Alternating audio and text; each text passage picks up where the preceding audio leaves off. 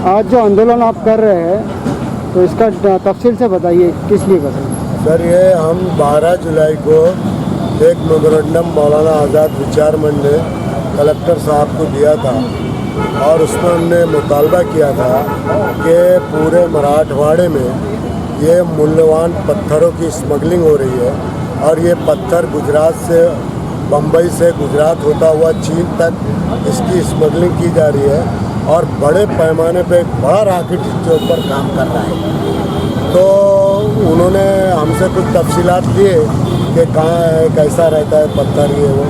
तो फिर उन्होंने वो माइल डिपार्टमेंट जो है उसको बोले।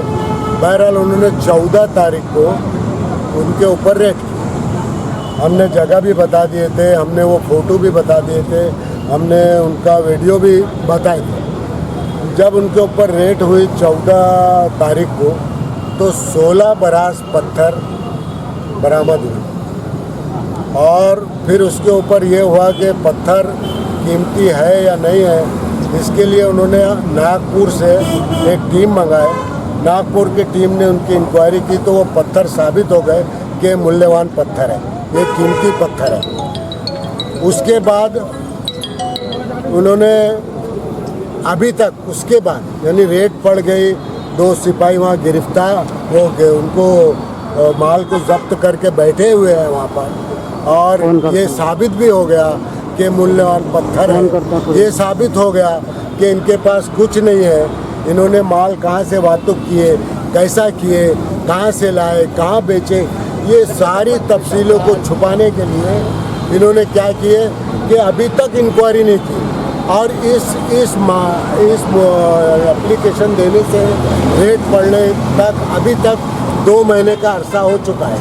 2 महीने में हमने इनको बार बार एप्लीकेशन दिए और यहाँ तक पूछे कि क्या हुआ उसका। हमने डिविजनल कमिश्नर को भी एप्लीकेशन दिए और उनसे भी पूछे कि इस रेट का मारने के बाद क्या हुआ। तो उनका यही जवाब आ रहा है कि हम इंक्वायरी कर रहे हैं। बम्बई से हुसैन दलवाई साहब हमारे अध्यक्ष हैं, उन्होंने भी फ़ोन करके पूछे तो उनको भी यही जवाब आ रहा है कि हम इंक्वायरी कर रहे हैं। इंक्वायरी 2 महीने लेट होने से उसकी वजह ये हुई कि पूरे मराठवाड़े में जो इसके स्मगलर थे, जो ये लोग काम करते थे, जो ये पत्थर जमा करके बाहर सप्लाई करते थे, वो पूरे के पूरे रूपोश हो गए और वो छुप गए। हमारा मुतालबा ये है कि इनके ऊपर गुनाह दाखिल किया जाए और जो CID इंक्वायरी की जाए।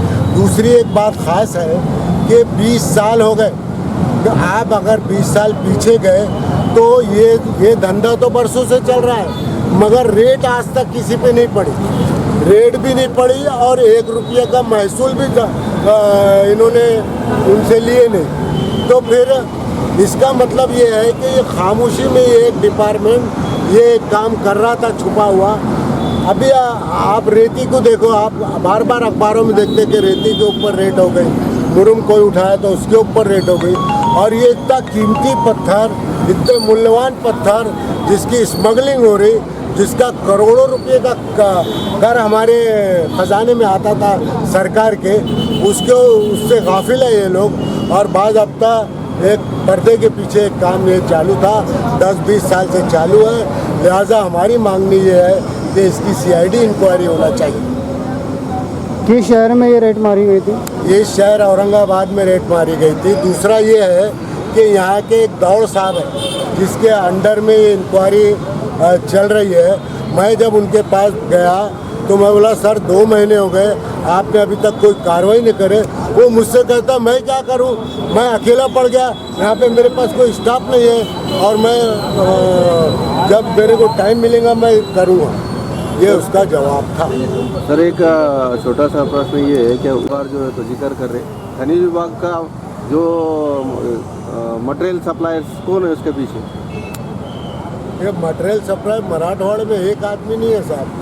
अगर ये जो हमने रेट मारने लगाए थे, अगर उसके बाद उसको फौरी उस आदमी को गिरफ्तार करके और उससे सारी मालूमात लेते तो एक बड़े रॉकेट का पता चलता, मगर वो रॉकेट का पता ही नहीं चला, उसको गिरफ्तार ही नहीं करे, उसके ऊपर गुनाह ही नहीं दाखिल करे। क्या माफिया का सरकारी कर्मचारी की साठगांठ है इसके अंदर? बिल्कुल साठगांठ है। गौर साहब खुद बोलते कि हमको अभी इतने 2 महीने हो गए तो इसके पीछे 60 गाड़ी है, बगैर उसके हो ही नहीं सकता। एक रेती का ट्रक नहीं ले जा सकते आप, तो इतने मूल्यवान पत्थर जो है कंटेनर भर के जाते हैं कंटेनरों से।